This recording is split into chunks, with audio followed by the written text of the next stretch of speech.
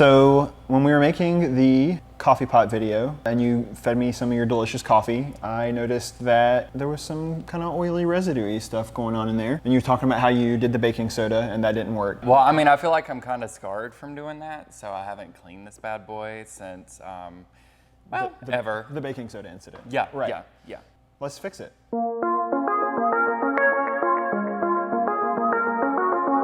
You'll see a lot of solutions online for how you should clean your coffee pot. You can buy like coffee pot cleaner solution. Some people say use vinegar, use CLR. Those all work, but especially the common ones, the vinegar and CLR taste not great. CLR is dangerous, first of all. And if you do vinegar, your coffee pot, it'll probably taste like vinegar for a long time.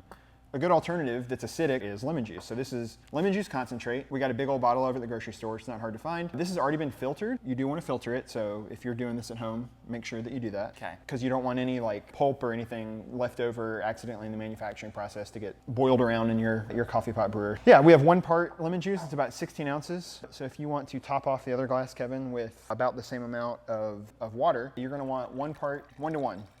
Kevin's currently pouring water all over my foot. Thank you very much. Okay, well, listen. These are going to go straight into your chamber. Okay, flap him on down though. Remove the chamber of Great. secrets. Okay, we'll do the water first. Actually, we'll do the lemon first. Does it matter? It really does not matter, no. Okay, well, then we'll do the water first.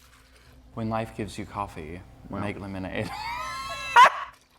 This is a pretty good amount to you. Like, you probably want to get, I'd say at least half of your reservoir's volume worth of the mixture. So 32 ounces is pretty good. You can do more. We are going to let this sit for 10 or 15 minutes in here to break down any lime scale buildup from where water maybe has sat in the tank for days and days when you went out of town or something. So this is going to sit in this tank for like 10, 15 minutes. Then we're going to come back. We're going to put a filter in the brewer and just run a cycle and see what comes out.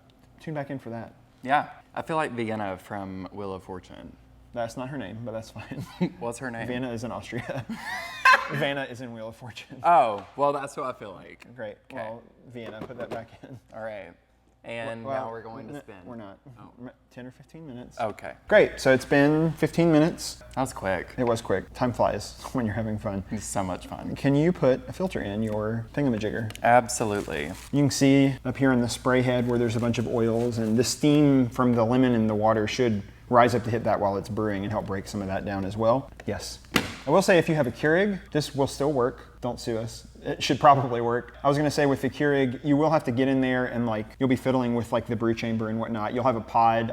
You could probably try running it through. We haven't tried this on a Keurig, but just be careful about sticking your hands in there because it's a very sharp needle in the Keurigs where you'll really hurt yourself if you, that wasn't necessary. If you try to stick your finger in there. We know this works on coffee pots. Do the Keurig at your own risk. Let's give it a brew. Okay. You probably have a like literal pot that it brews into, or even a tumbler or something if you're doing single serve. This brews into itself. It'll brew into the reservoir in here and it'll actually clean out that reservoir. So if you have this style of brewer, great. If not, put your coffee pot under there to catch the brew, obviously, and then let it sit for 10 or 15 minutes in the coffee pot, and then the hot lemon water, gross, will clean the coffee pot as well while it's sitting. And then we're gonna do another pass and see if everything looks a little cleaner.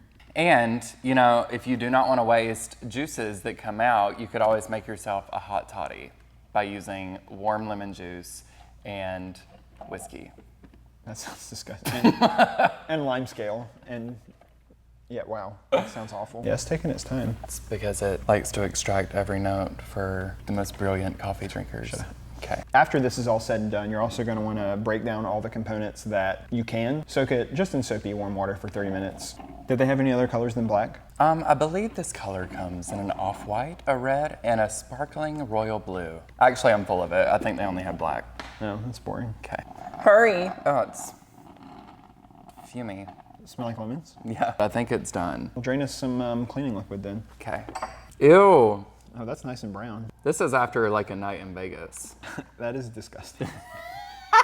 If your coffee pot isn't too dirty, you could probably have made a second pass with this, but because this came out so brown looking, we will not be making a second pass with this. You should refresh and do another, more fresh lemon juice, more fresh water, and do another pass. So we're gonna do that, and then we'll get to the final step of the video. All right, so we just did a second pass with the cleaner. Now we're gonna take a look inside.